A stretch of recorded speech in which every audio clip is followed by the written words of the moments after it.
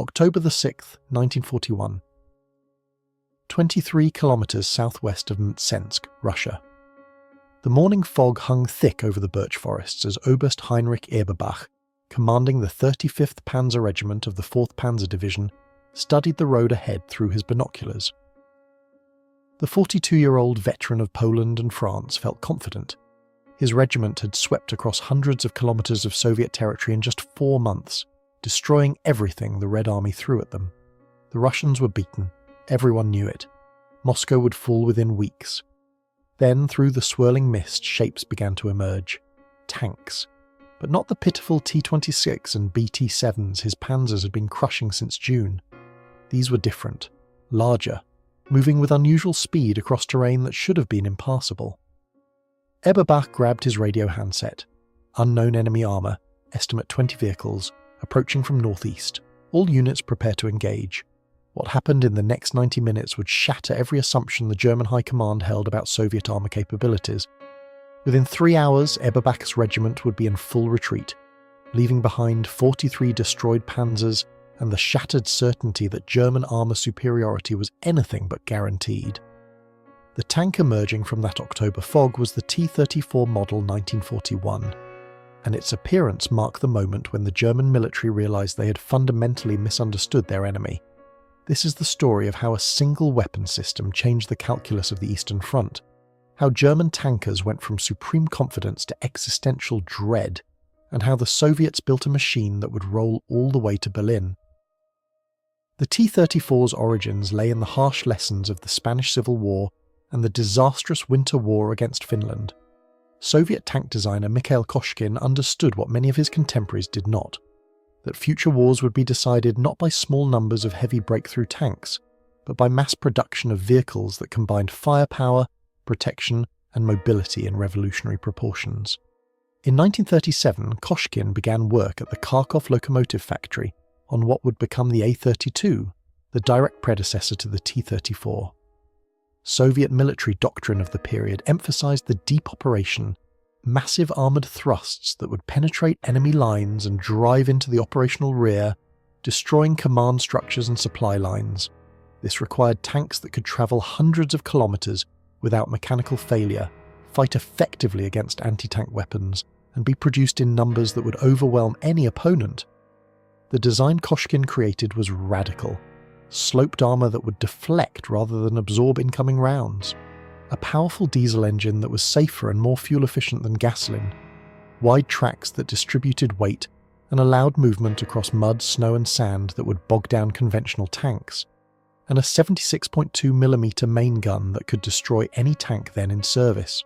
When the prototype was completed in January 1940, it weighed 26 tons, could reach 33 miles per hour, and mounted armour that was effectively twice as thick as its measurements suggested due to the revolutionary sloping. Soviet testing was brutal. Koshkin personally drove the prototype from Kharkov to Moscow, a journey of over 750 kilometers, to demonstrate the design to Soviet leadership. Then, despite official authorization to transport the vehicle by rail, he drove it back to Kharkov. The 1,500-kilometer trial in the depths of winter proved the design's remarkable reliability. Koshkin contracted pneumonia during the journey and died months later, but his creation was approved for immediate mass production. The first T-34s rolled off the production line in September 1940. By June 22, 1941, when Germany launched Operation Barbarossa, the Red Army possessed approximately 200 of the new tanks scattered across multiple mechanized corps. German intelligence had no idea they existed. The German army that crashed across the Soviet border that summer morning was the most experienced, best-equipped military force in the world. The Panzer divisions had perfected combined arms warfare in Poland and France. Their standard tanks, the Panzer III with its 50mm gun, and the Panzer IV with its short-barreled 75mm, had proven more than adequate against Polish 7TPs, French Sommers and Char B1s, and British Matildas. German doctrine emphasized speed, coordination, and combined arms. Tanks would break through, infantry would consolidate, and tactical air power would destroy anything that threatened the advance. It had worked flawlessly for 2 years. The assumption was that Soviet equipment would be even more primitive than what they had already faced. German intelligence estimated Soviet tank strength at around 10,000 vehicles, but dismissed them as obsolete designs operated by poorly trained crews following rigid, predictable doctrine. The reports weren't entirely wrong. The bulk of Soviet armour in June 1941 consisted of light T-26 infantry tanks and BT-series cavalry tanks, both designs from the early 1930s with thin armour and inadequate guns. These vehicles were slaughtered by the thousands in the opening weeks of Barbarossa. The Panzer III's 50mm gun could penetrate their armour at ranges exceeding 1,000 metres. The 37mm Pak-36 anti-tank gun, which had struggled against French and British heavy tanks, proved perfectly adequate against most Soviet armour. German tank crews developed a dangerous confidence. Russian tanks were death traps, poorly designed, inadequately armoured, and crewed by men with minimal training. Obergefreiter Karl Fuchs of the 7th Panzer Division wrote home in July 1941, "The Russian tanks burn beautifully. Our guns go through their thin armour like paper. We have destroyed hundreds. They just keep sending more, but it makes no difference. We will be in Moscow before the leaves fall." The first encounters with T-34s in June and July 1941 were isolated and confused. German after-action reports mention heavy enemy tanks that proved difficult to destroy, but the chaos of the opening offensive prevented systematic analysis. Tank battles occurred at point-blank range amid burning villages and retreating Soviet columns. T-34s appeared, fought briefly, and either withdrew or were destroyed by massed anti-tank fire or Luftwaffe strikes. What German commanders noticed, when they had time to notice anything, was troubling. These new Soviet tanks could absorb hits from the 50mm gun that should have been lethal. Their own guns seemed effective against German armour at ranges where German guns struggled to penetrate in return. They moved across terrain that bogged down panzers. They appeared suddenly and withdrew quickly, refusing the kind of static engagement where German tactical superiority could prevail. Hauptmann Wilhelm Ritter von Thoma, a tank battalion commander with extensive combat experience from Spain, France, and the opening weeks of Barbarossa, encountered T-34s in late July near Smolensk. His report to division headquarters was one of the first to identify the new Soviet tank as a distinct threat. Engaged enemy heavy tanks at 800 metres, observed 37mm and 50mm hits with no penetration. Enemy gun appears to be 76mm type, effective at ranges exceeding our own weapons. Armour is sloped, causing deflection of rounds that should penetrate. Mobility superior to our own vehicles across broken terrain. Recommend immediate investigation and countermeasures. The report was filed and forgotten. The German advance was succeeding beyond all expectations. Soviet mechanized corps were being annihilated. Hundreds of thousands of prisoners were being taken, and Moscow seemed within reach. The existence of a superior Soviet tank, if it existed at all, was a minor tactical problem that would be solved through standard German advantages in training, tactics, and air support. This assumption would be tested to destruction at Mtsensk in October 1941. The 4th Panzer Division, part of General Heinz Guderian's 2nd Panzer Army, was driving toward Tula, the last major city before Moscow. The division was one of Germany's best, filled with veterans who had fought across Europe. Their confidence was absolute. Then they ran into Brigade Commander Mikhail Katukov's 4th Tank Brigade, one of the few Soviet armoured formations that remained intact and properly organised in the chaos of 1941. Katukov was one of the Red Army's most skilled armour commanders, a rarity in a force that had been gutted by Stalin's purges just years before. He understood that Soviet tactical doctrine, which emphasised massed frontal assaults, was suicidal against German combined arms teams. Instead, he positioned his T-34s in concealed defensive positions along the German axis of advance, planning to use the fog and terrain to negate German advantages. On October 6th, as Eberbach's regiment advanced down the Mtsensk road, Katukov sprung his ambush. 20 T-34s emerged from concealment at ranges of 500 to 800 metres and opened fire. The German tankers were stunned. The Soviet tanks were moving at speeds that seemed impossible for vehicles of their size. Their 76.2mm guns were destroying Panzer IIIs and Vs with single shots. Return fire was bouncing off the sloped armour at angles that defied every lesson German gunners had learned.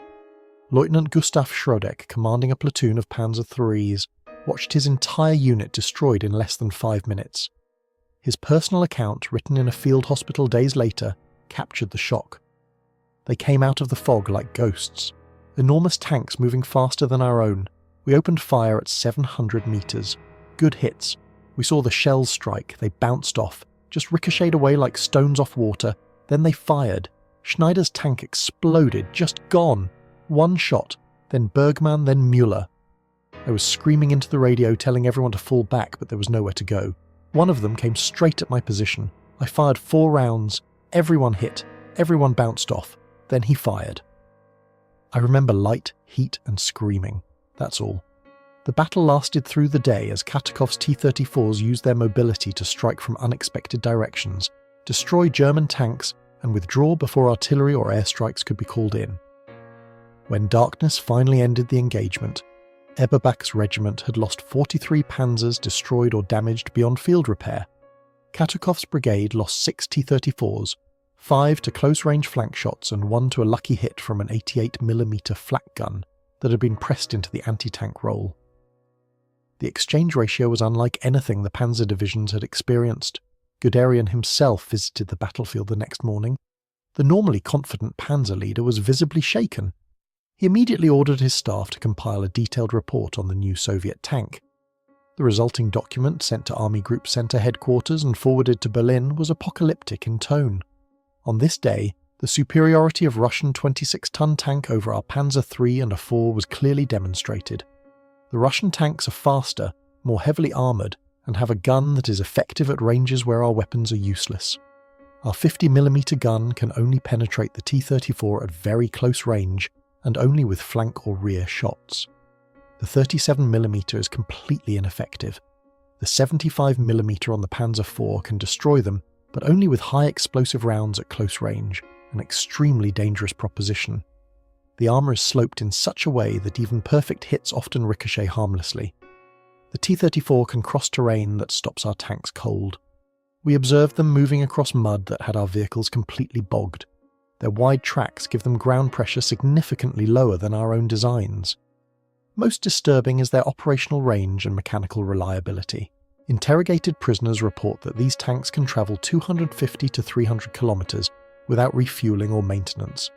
Our own tanks require extensive maintenance every 50 to 100 kilometers. If the Russians possess these tanks in quantity, and if they can solve their tactical and organizational problems, we face a crisis. Current German tanks are inadequate. Immediate development of new designs or substantial upgrades to existing vehicles is essential. The report landed in Berlin like a bombshell. German tank designers and military officials simply didn't believe it at first. How could the technically backward Soviets have created a tank superior to German designs? The Panzers had conquered Europe. The idea that Slavic subhumans, as Nazi ideology insisted, could produce better weapons was ideologically unacceptable. Generaloberst Franz Halder, chief of the German General Staff, wrote in his diary on October 20th, 1941, "Reports from the front regarding a new Russian heavy tank are concerning but may be exaggerated. Frontline troops tend to overestimate enemy capabilities after setbacks. Nevertheless, investigation is warranted. The investigation came in the form of a special commission sent to the front to examine captured T-34s and interview tank crews who had faced them. The commission included representatives from the Army Weapons Office, designers from leading German tank manufacturers, and experienced panzer officers. What they found confirmed Guderian's worst fears and added new concerns. The T-34 model 1941 weighed 26.5 tons and was powered by a V12 diesel engine producing 500 horsepower. This gave it a remarkable power-to-weight ratio of 18.8 horsepower per ton, significantly better than German tanks. Top speed was 33 miles per hour on roads, and remarkably, the tank could sustain 15 to 20 miles per hour across rough terrain where panzers struggled to make 5.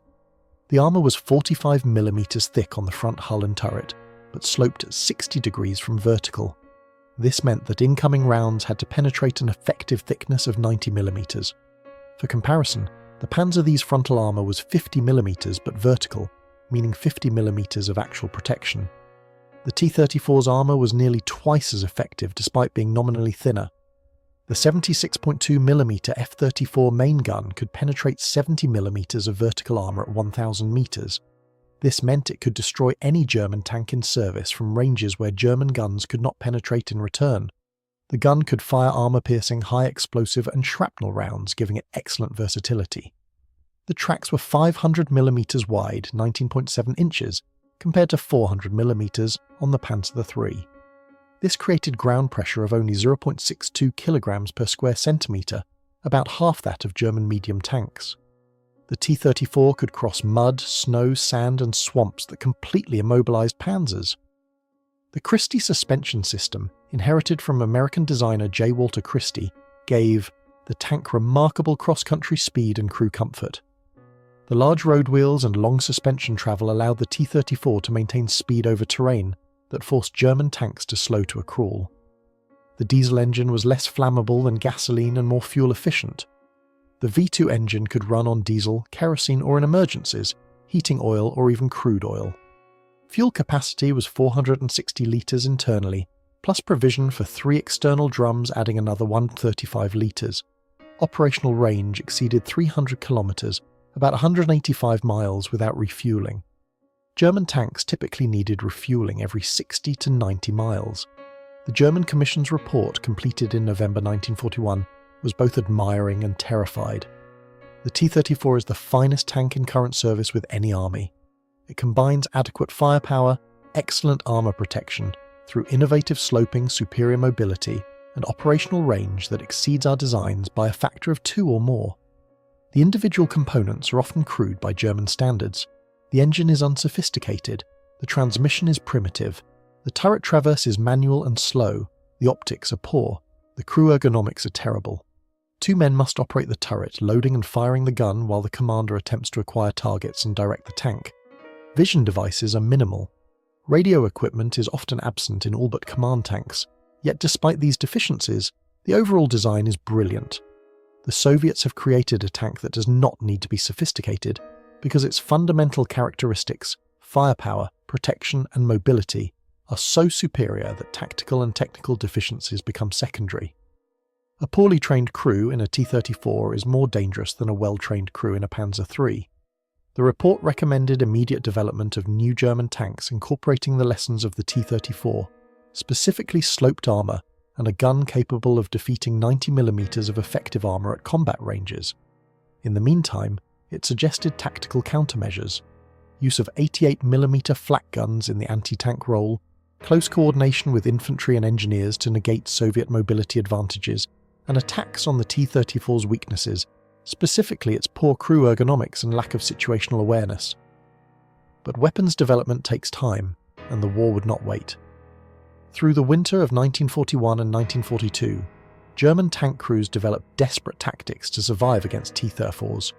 The 88mm Flak 36, originally designed as an anti-aircraft gun, became the only reliable T-34 killer.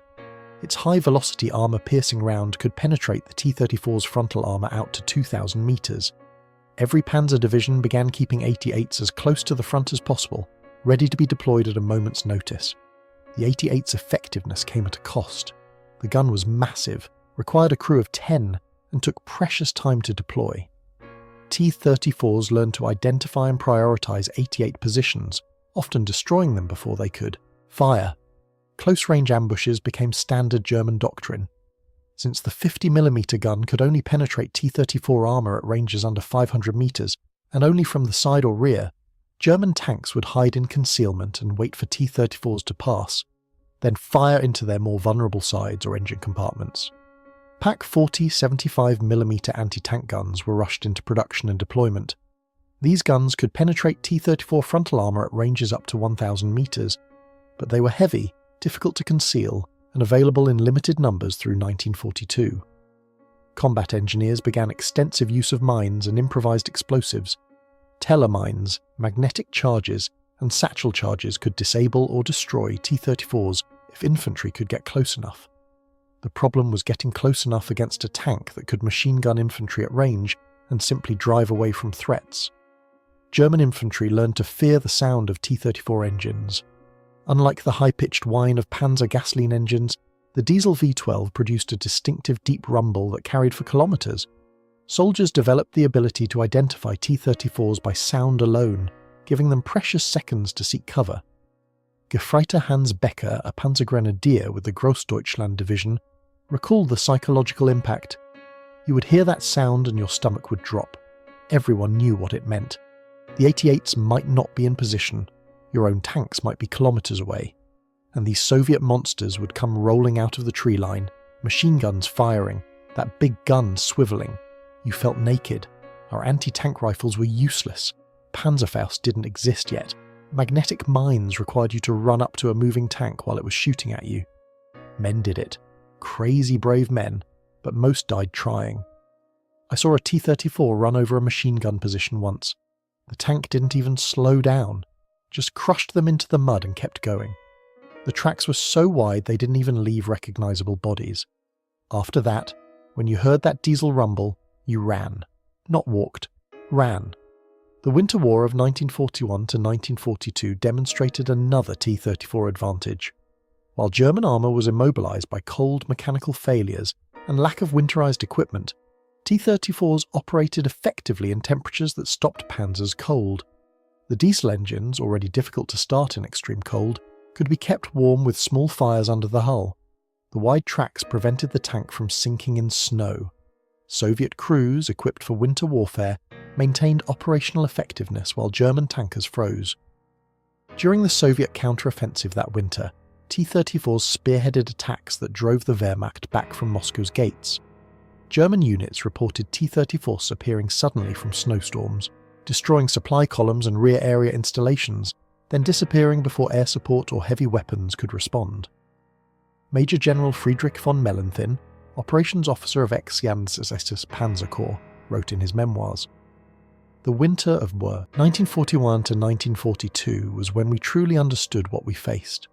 The T-34 was not just superior technically, it was designed for the war we were actually fighting rather than the war we had planned. We had created excellent tanks for fighting in Central Europe against similarly equipped forces. The Russians had created a tank for fighting across the endless spaces of their homeland against any enemy foolish enough to invade. Their crude manufacturing, which we had mocked, meant tanks could be repaired in field workshops with minimal tools.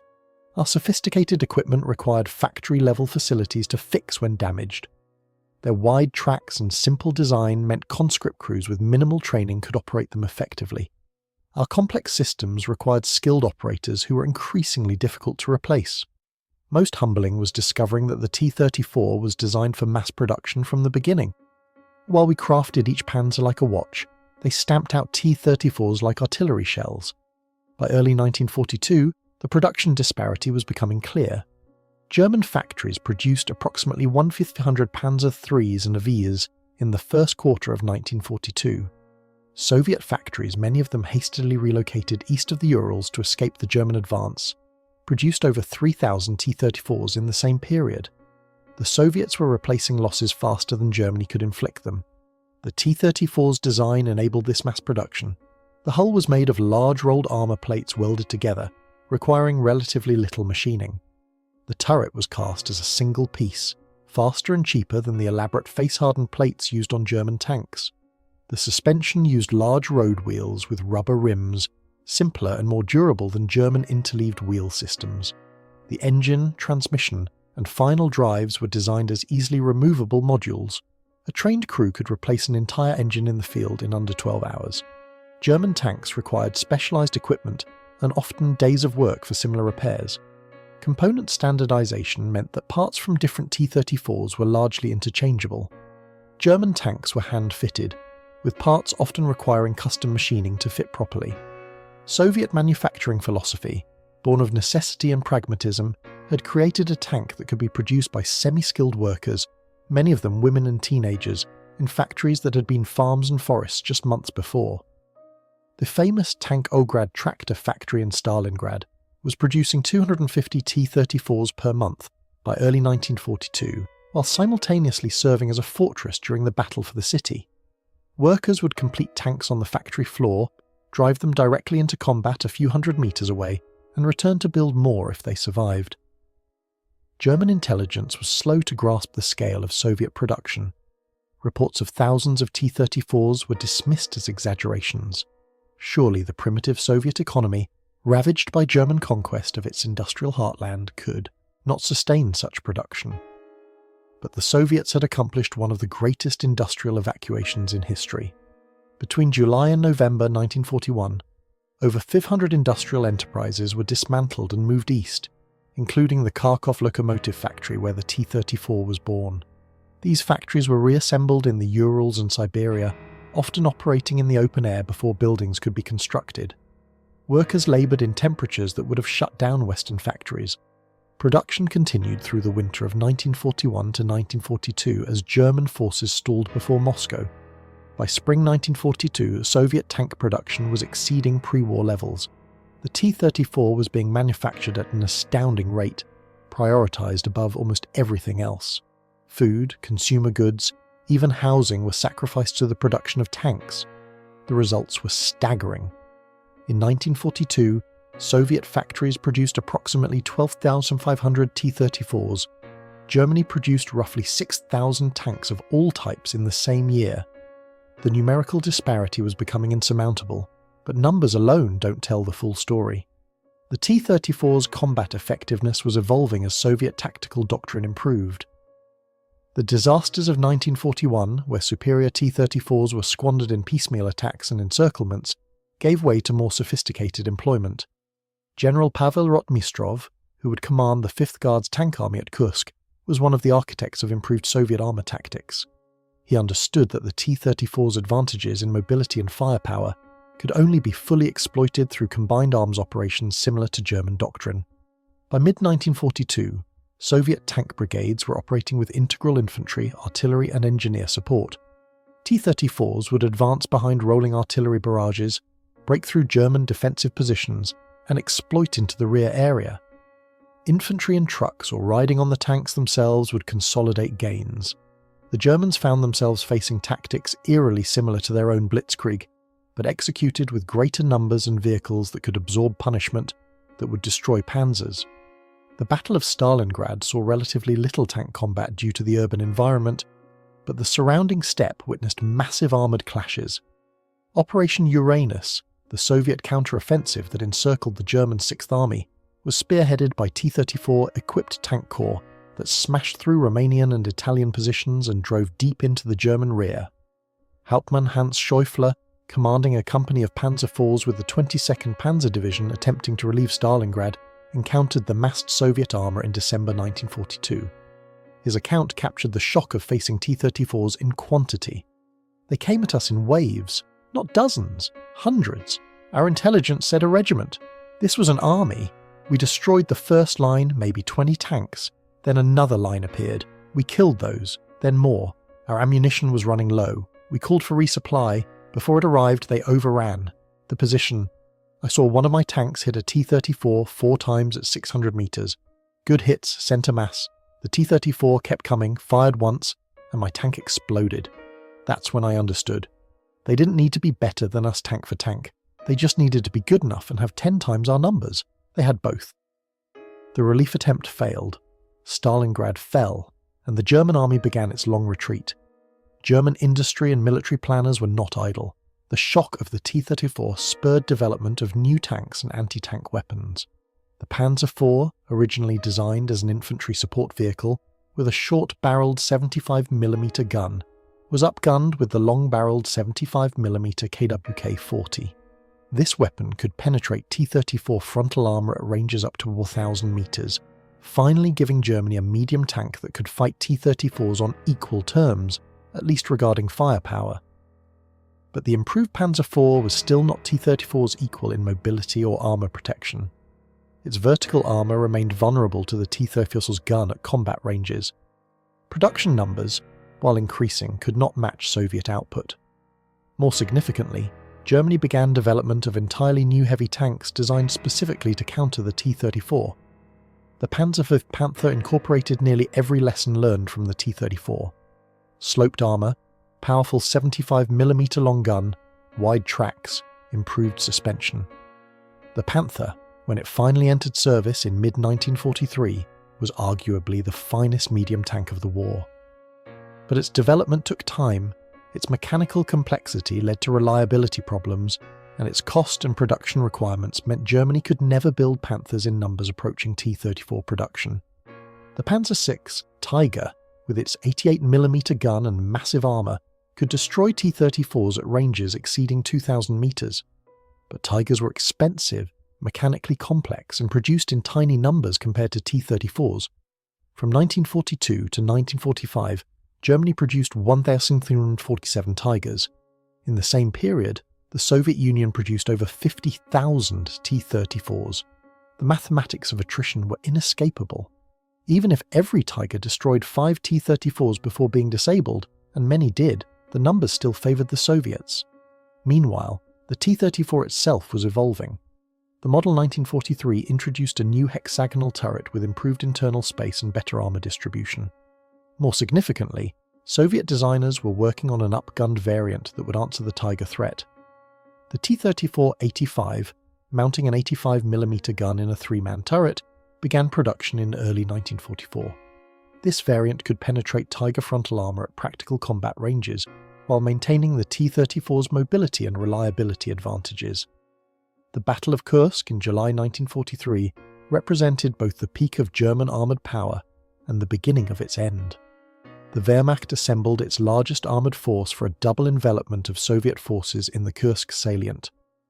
Over 2,700 tanks and assault guns, including new Panthers and Tigers, would attack from north and south, encircle Soviet forces, and replicate the stunning victories of 1941 and 1942.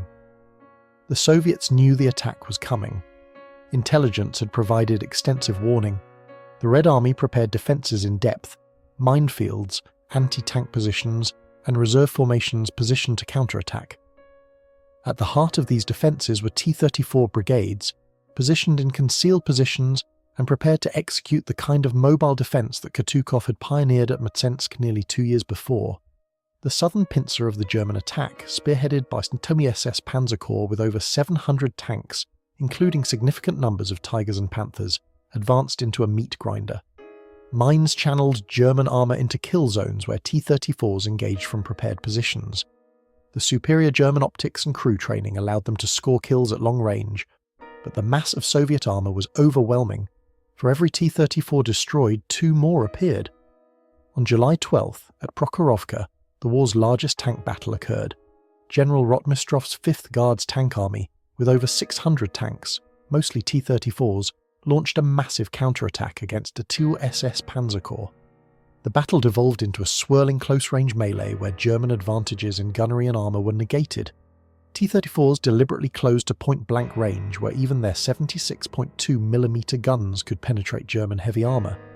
The fighting was apocalyptic. Tanks rammed each other. Crews bailed out of burning vehicles only to be machine-gunned or crushed under tracks. The black earth turned to mud mixed with oil, blood, and pulverised metal. When the smoke cleared, both sides had suffered devastating losses. Soviet casualties were horrific, but they could be replaced. German casualties, particularly inexperienced crews and irreplaceable heavy tanks, could not. SS Hauptsturmführer Rudolf von Ribbentrop, commanding a company of Tiger tanks at Prokhorovka, later wrote, "We destroyed them by the dozens. My company alone killed over 40 T-34s that day, but they kept coming, and coming, and coming. By afternoon we were out of ammunition. We withdrew with empty guns while Russian tanks still manoeuvred on the battlefield. We had won tactically. We killed 3 of theirs for every one of ours, but they were still attacking, and we were retreating. That's when I knew we had lost the war. You cannot defeat an enemy who can lose 10 tanks to your 1 and still have more tanks than you at the end of the battle." The Kursk offensive failed. The Wehrmacht would never again launch a major offensive on the Eastern Front. From July 1943 until May 1945, the German army fought a desperate defensive war against an enemy who grew stronger while Germany grew weaker. The T-34 was at the forefront of nearly every Soviet offensive.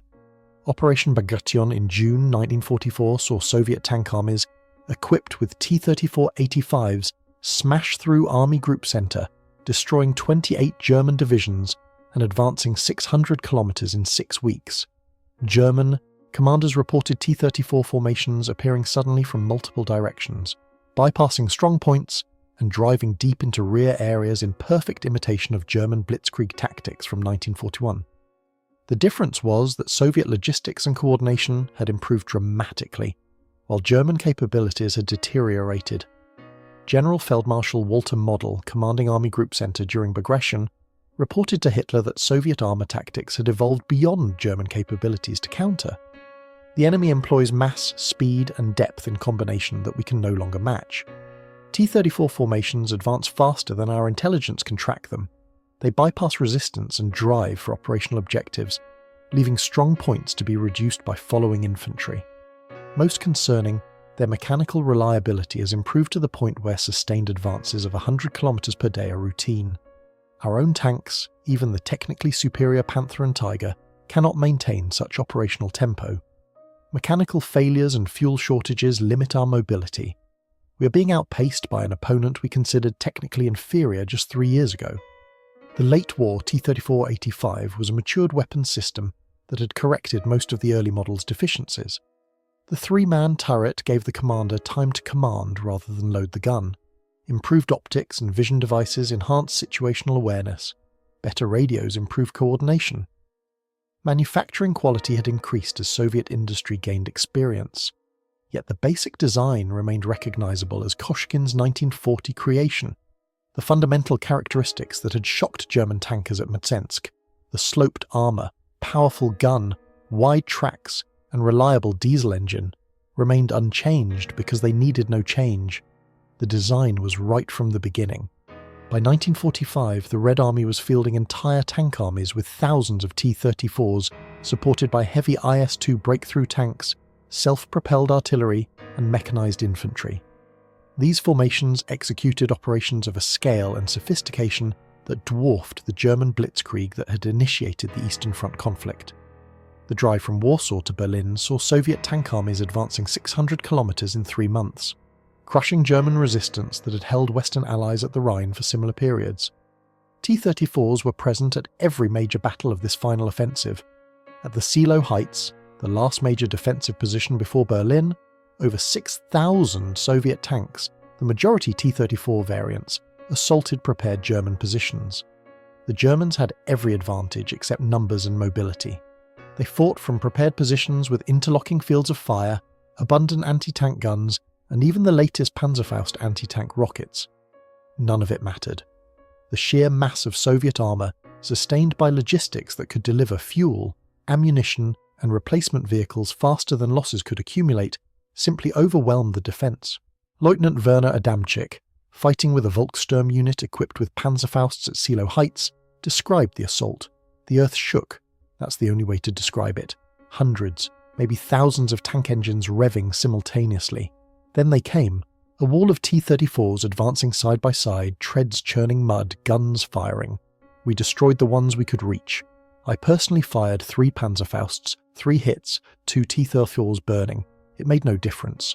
For every tank we killed, 5 more took its place. They drove over our positions.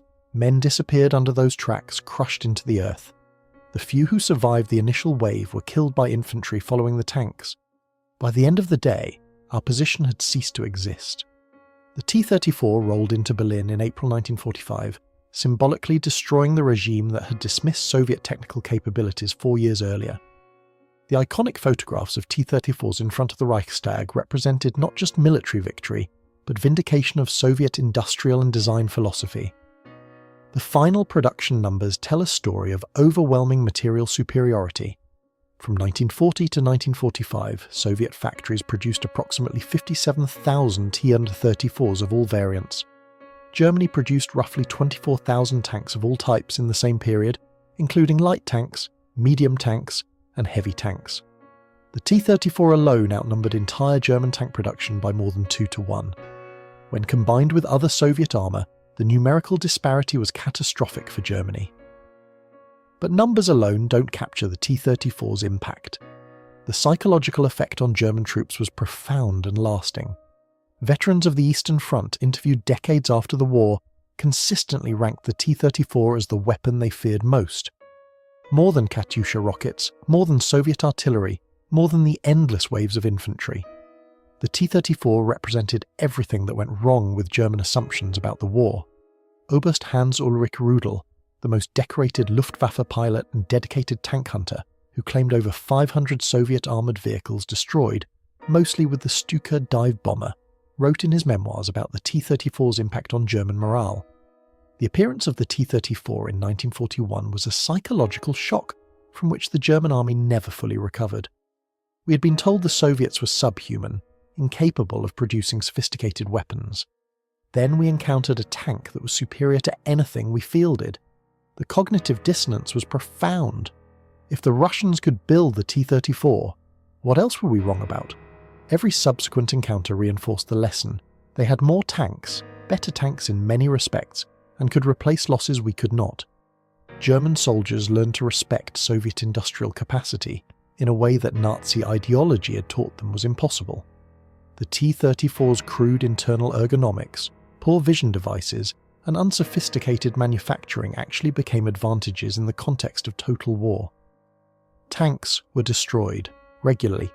Crews were killed constantly. The ability to produce tanks faster than they could be destroyed and train crews faster than they could be killed mattered more than individual vehicle sophistication. A poorly trained crew in a T-34 could survive long enough to become experienced because the tank's armour and mobility protected them through their learning curve. A well-trained German crew in a Panzer III or early Panzer IV often died in their first encounter with the T-34 because their vehicle simply couldn't compete. Soviet manufacturing philosophy embraced this reality. T-34 production lines operated continuously, with minimal concern for finish or detail. Welds were rough. Paint was often applied directly over rust. Internal components were assembled with tolerances that would horrify German engineers. But the tanks worked. They started. They drove. They fought. And when they were destroyed, 3 more rolled off the production line the next day. The Tankergrad factory in Chelyabinsk, which absorbed the evacuated Kharkov tank plant and became the largest tank production facility in the world, produced T-34s at a rate that seemed impossible. At peak production in 1943, the facility completed 1 tank every 30 minutes, running 24 hours a day, 7 days a week. Workers, many of them women who had never seen a factory before the war, learned their specialized tasks and repeated them endlessly. Quality control consisted of driving the completed tank around a test track. If it made it around the track without breaking, it went to the front. If it broke, it was repaired on site and tested again. German intelligence officers examining captured Soviet production facilities after temporary occupations were stunned by what they found. Factories with dirt floors, minimal machinery and working conditions that would have triggered strikes in Germany were producing tanks in quantities that exceeded German output from purpose-built modern facilities. The realization was sobering. Soviet industrial capacity wasn't sophisticated, but it was effective in ways that German sophistication could never match.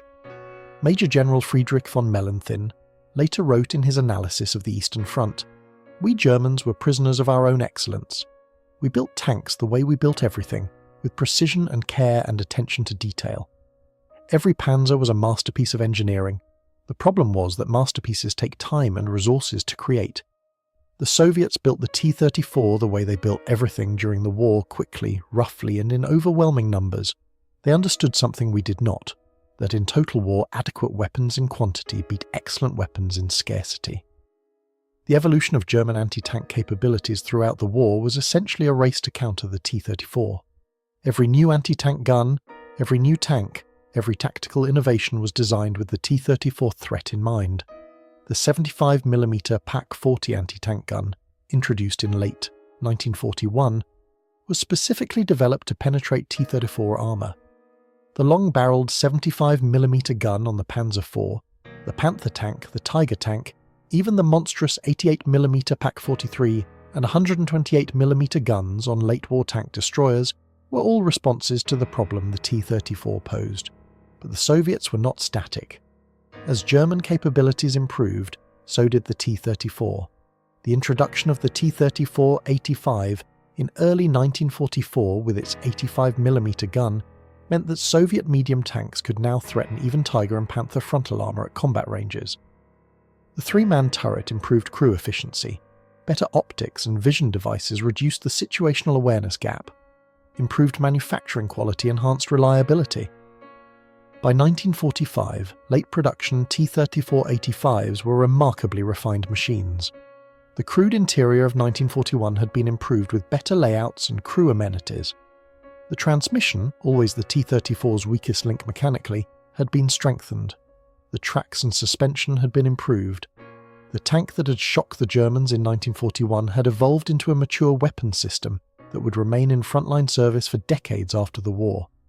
In the final accounting, the T-34 achieved something no other single weapon system in World War II accomplished.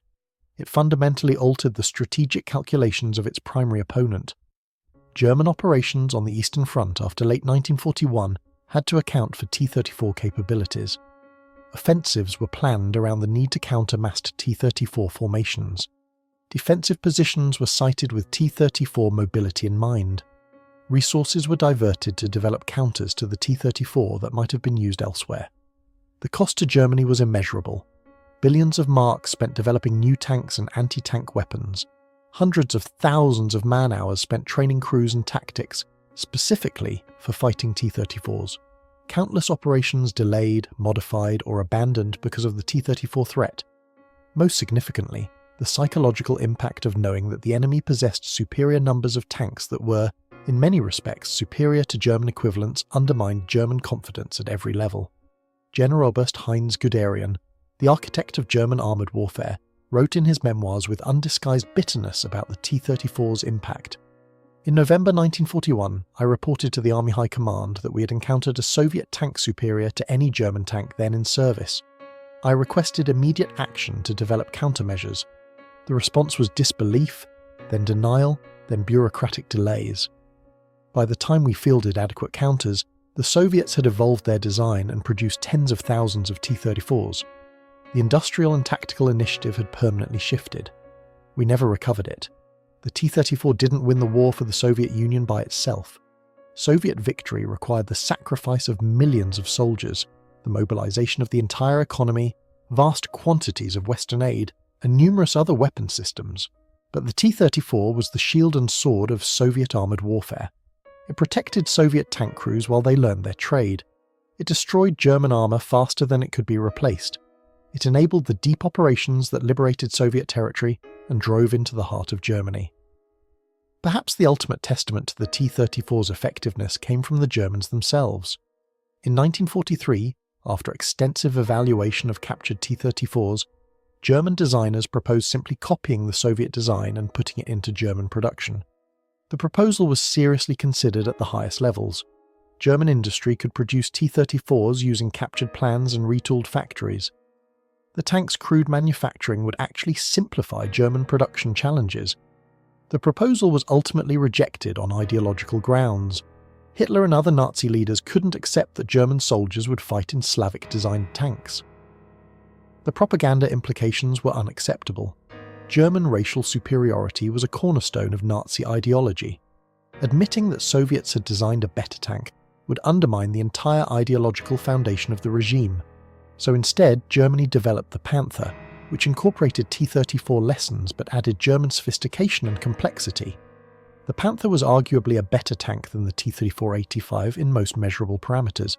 It was also 3 times as expensive, mechanically unreliable, difficult to produce, and manufactured in numbers that were insignificant compared to T-34 production.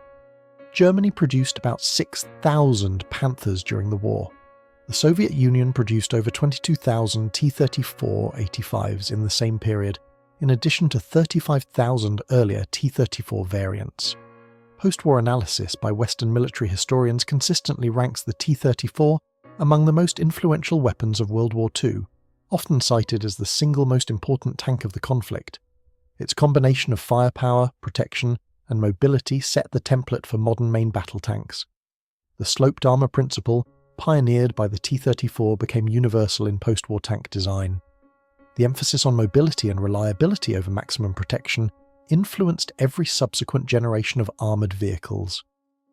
The T-34 remained in frontline Soviet service until the late 1950s. Modified variants served into the 1960s. Export versions fought in conflicts from Korea to the Middle East to Africa, well into the 1990s. Some T-34s saw combat in the Yugoslav wars of the 1990s, over 50 years after the design was finalised.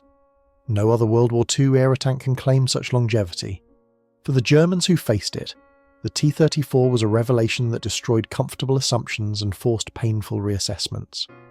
The Eastern Front veteran who had dismissed Soviet technical capabilities in June 1941 was, by 1945, a survivor who understood that German technological superiority was a myth that had cost millions of lives. Gefreiter Otto Carius, a Tiger tank ace who survived the war with 150 confirmed tank kills, was asked in his 1970s interview what weapon he feared most during the war. His answer was immediate: the T-34. Not because any individual T-34 was particularly dangerous to a Tiger, we could kill them at ranges where they couldn't touch us, but because there were always more of them. You could destroy 10 T-34s in a single engagement and feel victorious. Then tomorrow, 20 more would appear. The day after, 30. They were endless. An army of crude but effective machines operated by increasingly skilled crews and supported by an industrial base we couldn't match. Individual German tanks were often superior, but wars aren't won by individual superiority. They're won by the side that can sustain losses and continue fighting. The T-34 gave the Soviets that ability. We never had an answer to it that mattered strategically. The story of the T-34 is ultimately a story about the difference between theoretical excellence and practical effectiveness. German tanks were marvels of engineering, sophisticated, powerful and expensive. The T-34 was a pragmatic weapon system designed to be produced in quantity, operated by minimally trained crews, and survive in the brutal conditions of the Eastern Front. German tanks were craftsmen's tools. The T-34 was an industrial product optimized for mass warfare. In the context of World War II on the Eastern Front, industrial logic defeated engineering perfection. The side that could put 50,000 adequate tanks in the field defeated the side that could put 20,000 excellent tanks in the field. The side that could replace losses faster than they accumulated defeated the side that couldn't. The side that designed for the war they were actually fighting defeated the side that designed for the war they wished they were fighting. When German commanders saw those first T-34s emerging from the fog near Smolensk in October 1941, they were witnessing the arrival of the weapon that would break the Wehrmacht's back. They didn't know it yet. They still believed that German superiority in training, tactics and leadership would prevail. But the T-34 rendered those advantages insufficient. Superior numbers of adequate tanks, operated by adequately trained crews, supported by overwhelming industrial capacity, proved more than sufficient to defeat smaller numbers of excellent tanks operated by superb crews fighting for a nation that couldn't sustain its losses. The laughter died quickly. The confidence lasted a bit longer. But by 1943, every German soldier on the Eastern Front knew the sound of T-34 engines meant danger. By 1944, it meant probable death. By 1945, it meant inevitable defeat. The tank that emerged from the fog had come to stay, and it brought with it the mathematical certainty of German defeat. Industrial logic had spoken, and the sky over Berlin filled with the smoke of burning Panzers and the thunder of T-34 diesel engines rolling through the ruins of the 1,000-year Reich that lasted 12 years. The story of the T-34 is the story of how warfare changed in the 20th century. No longer were wars won by superior tactics and training alone. Industrial capacity, design philosophy, and the ability to sustain losses while inflicting greater losses became decisive. The Germans learned this lesson too late, paid for it in blood and steel, and watched as the tank they had mocked in 1941 carried the red flag to the Reichstag in 1945. The T-34 didn't just win battles, it won the war of attrition, the war of production, and ultimately the war itself.